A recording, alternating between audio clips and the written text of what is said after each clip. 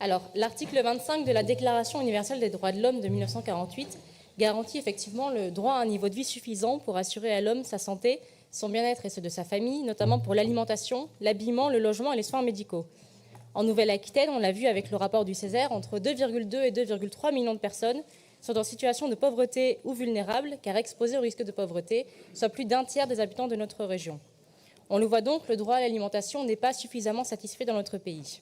Oui, il faut accompagner ceux qui n'ont pas les moyens de se nourrir, et c'est ce que nous faisons d'ailleurs en finançant les banques alimentaires, mais la mise en place d'une sécurité sociale de l'alimentation au niveau régional créerait une distorsion de plus entre les régions riches et les régions pauvres. Les régions, d'ailleurs, n'ont pas vocation à s'emparer d'une compétence en matière d'action sociale. La solution est globale et non sectorielle puisque la crise est endémique. Atteindre la souveraineté alimentaire devrait être la boussole pour toutes nos politiques publiques en matière d'agriculture et d'aménagement du territoire. Il faut lutter contre les traités de libre-échange dans lesquels l'agriculture est devenue une véritable variable d'ajustement, ce qui pénalise de fait les agriculteurs français qui se voient imposer des normes bien plus contraignantes que dans les autres pays.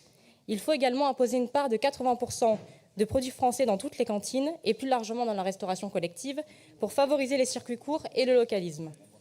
Et pour que les prix de l'alimentation cessent d'augmenter, il faut conforter notre production agricole et il faut également, comme nous le proposons, appliquer un taux nul de TVA sur un panier de 100 produits de première nécessité.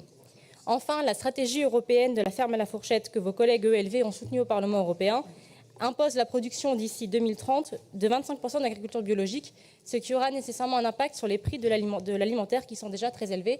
Donc vous l'aurez compris, pour toutes ces raisons, nous voterons contre cet amendement.